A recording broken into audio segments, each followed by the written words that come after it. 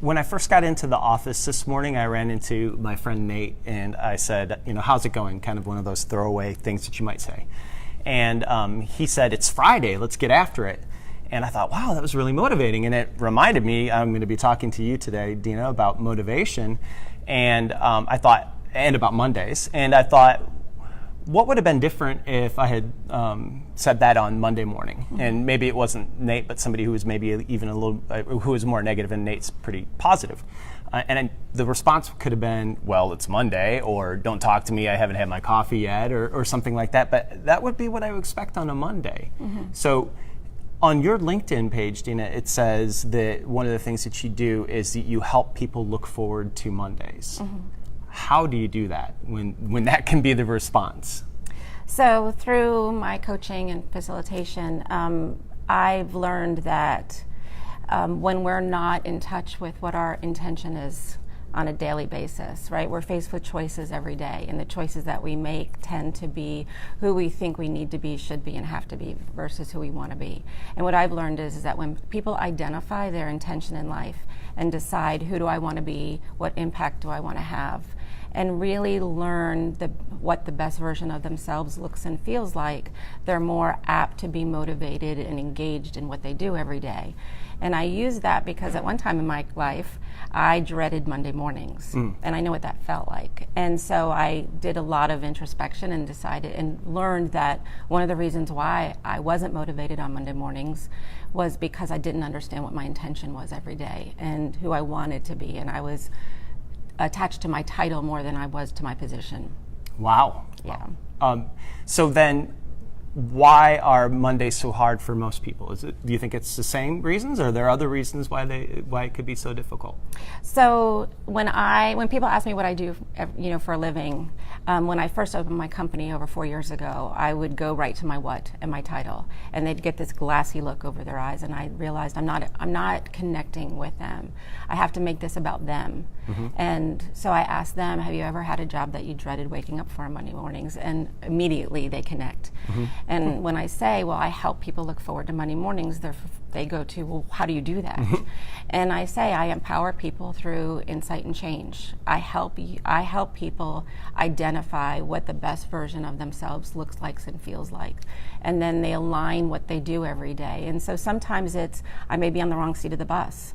I've been told in my life I'm really good at this, so I just follow that path. And it stops people to think, is that really who I want to be every day? Mm-hmm. When positive psychology says when you find what you're good at and you're given the opportunity to do it every day, you're happier, you're more motivated, and you're more engaged. So by working with them, I help them, what I call is making the invisible visible for people.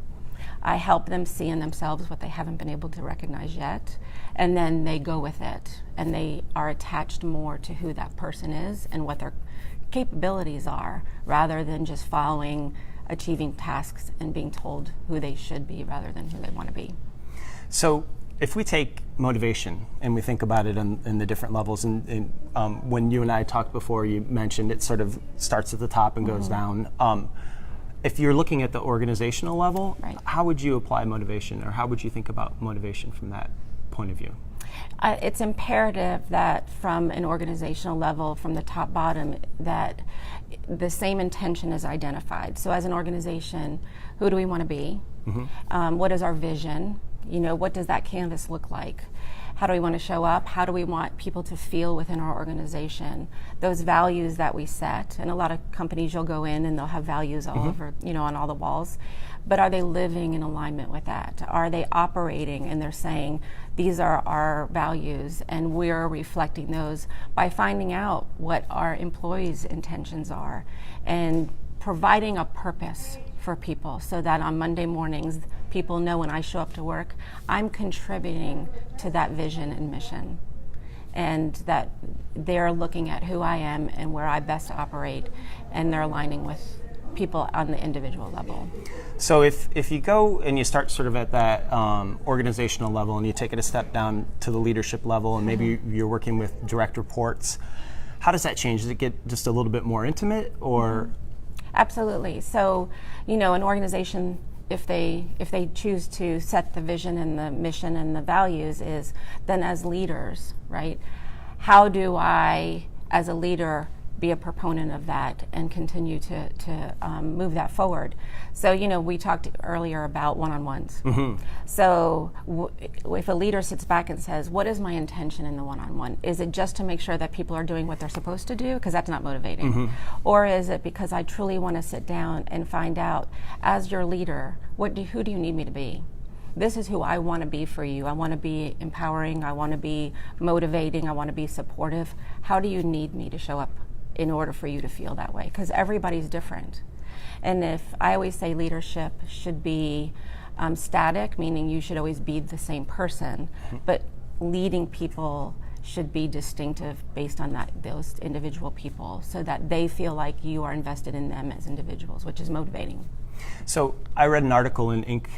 It was actually in the online version of Inc. magazine, and those one-on-ones were on the top of a list of 8 things that smart leaders do to motivate their team.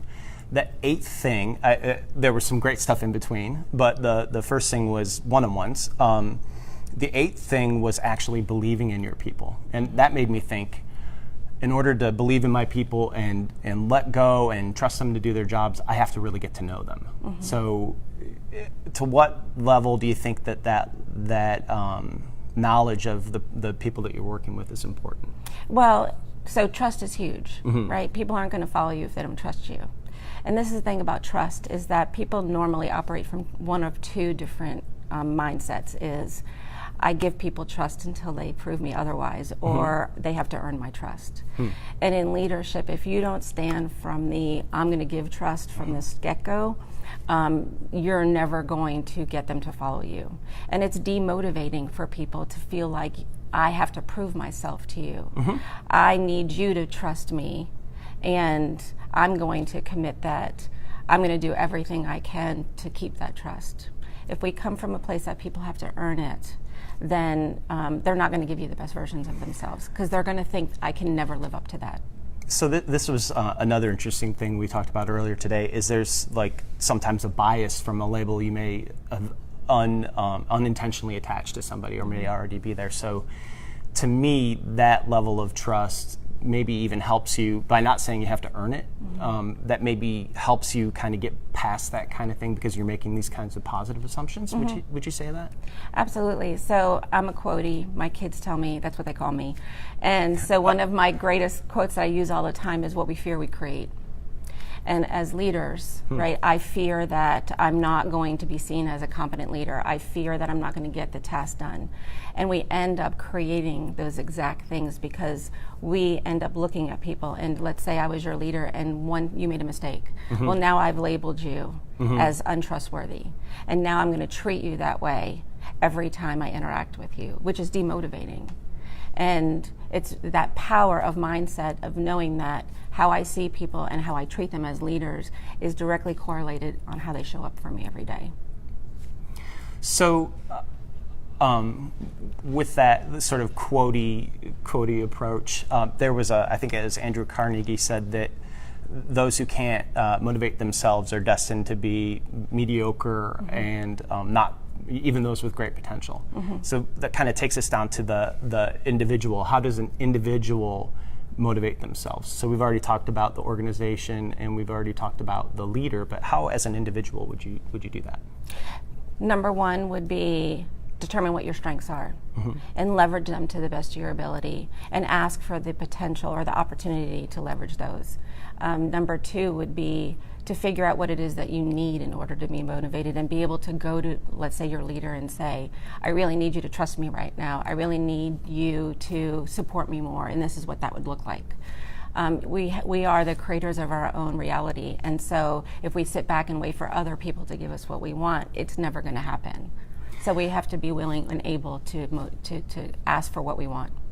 So we've had a great time talking today. I just want to leave, since it's Friday and we're, Monday is just around the corner. People are going to be going into the office on Monday. Let's say one thing that would they should carry with them into Monday morning to be motivated. What would you say? I would say take the time right now to think about, on Monday morning, what is my intention? Who do I want to be? What impact do I want to make? And how do I want to show up? That sounds great. Yep. So first I want to thank you Yes. for coming out Thank today. you. Thank you so and much. it was a That's fun great. conversation. It was very motivating. Yes. And I want to thank the audience for tuning in and watching, and just remind you to continue to check in with us for more from the Human Intelligence series. Yeah.